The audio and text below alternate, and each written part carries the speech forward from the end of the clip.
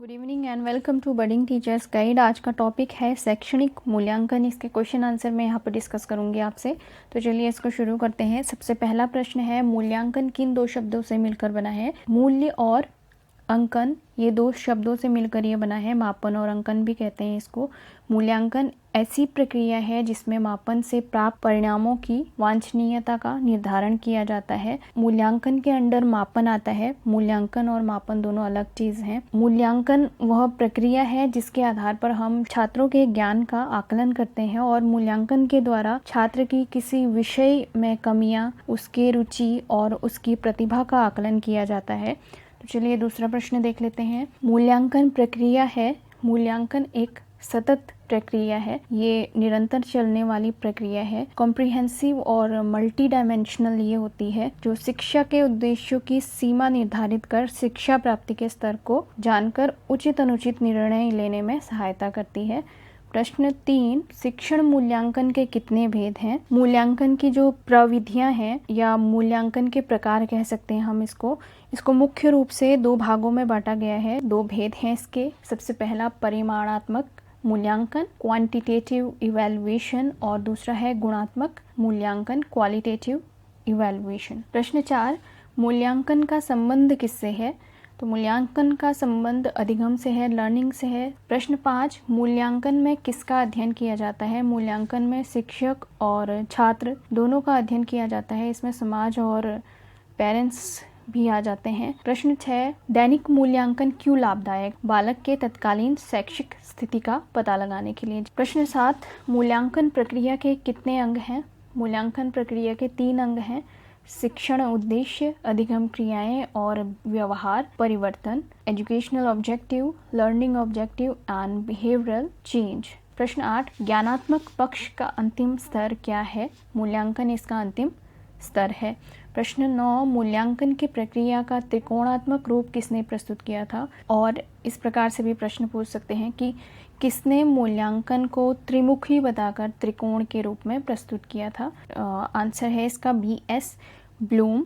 Blooms taxonomy हम इसको कहते हैं। इसमें मूल्यांकन शिक्षा के उद्देश्य और अधिगम के अनुभव को त्रिकोणीय रूप में बताया है B.S. ब्लूम ने। नेक्स्ट क्वेश्चन नंबर 10, मूल्यांकन वह क्रमिक प्रक्रिया है जो कि संपूर्ण शिक्षा प्रणाली का एक अंग है, जो शिक्षा के उद्देश्यों से घनिष्ठ रूप से संबंधित है। यह कथन किसने दिया था आपने बताना है।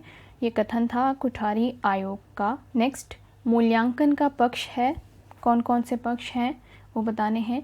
इसके संज्ञानात्मक, भावात्मक और कौशलात्मक पक्ष हैं। प्रश्न 12, मूल्यांकन एक निरंतर चलने वाली प्रक्रिया है, ये किसने कहा था आपने बताना है। इंपॉर्टेंट क्वेश्चन है ये।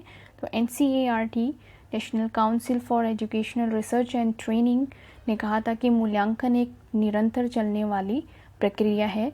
कॉम्प्रिहेंसिव और मल्टी डायमेंशनल होती है ये। प्रश्न 13, सत्र के अंत में किया जाने वाला मूल्यांकन कहलाता है वार्षिक मूल्यांकन, समेटिव इवैल्यूएशन।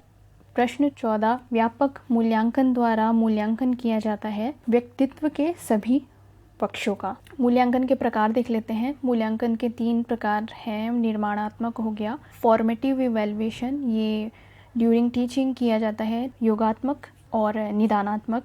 और तीनों को मिला के formative evaluation, summative evaluation and diagnostic evaluation को मिला के तीनों का निचोड़ सतत और व्यापक मूल्यांकन में किया जाता है, कंटिन्यूअस एंड कॉम्प्रिहेंसिव इवैल्यूएशन में। राष्ट्रीय शैक्षिक अनुसंधान और प्रशिक्षण परिषद के अनुसार मूल्यांकन का उनके अनुसार CCE में निर्धारित शैक्षिक उद्देश्यों की प्राप्ति किस सीमा तक हो ये देखना है। कक्षा में दिए गए अधिगम अनुभव कितने प्रभावशाली रहे हैं और शिक्षा के उद्देश्य कितने अच्छे ढंग से पूर्ण हो रहे हैं, ये सब चीज़ें देखी जाती हैं। अब मूल्यांकन की विधियों की बात करें तो इसमें साइकोलॉजिकल टेस्ट आ जाता है, case study, observation, interview, self report, net total record, cumulative record, portfolio and rating scale, ये कुछ विधियां हैं मूल्यांकन की। प्रश्न देख लेते हैं इस पे आधारित। प्रश्न 15, सतत मूल्यांकन होता है सत्र के अंत में, सत्र के मध्य में और नित्य प्रतिदिन।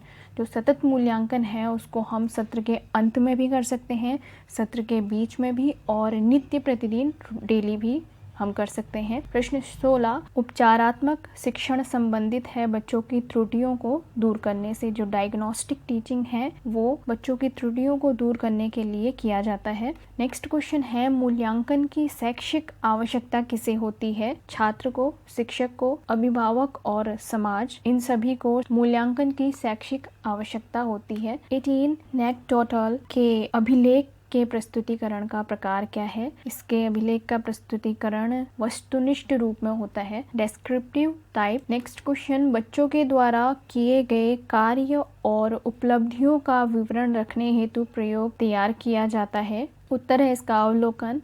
ब्लूप्रिंट का संबंध है प्रश्न पत्र के निर्माण से। प्रश्न पत्र की आधारशिला होती है ये ब्लूप्रिंट। लास्ट क्वेश्चन, मूल्यांकन प्रक्रिया में केंद्र बिंदु होता है विद्यार्थी। जो मूल्यांकन का जो प्रोसेस है उसमें सेंट्रल हमारा स्टूडेंट होता है। तो ये मूल्यांकन के कुछ इम्पॉर्टेंट क्वेश्चंस थे। नेक्स्ट, विद्यालय में अनुपस्थिति और विद्यालय छोड़ने के कारण पे चर्चा करेंगे। आज की इस वीडियो में इतना ही।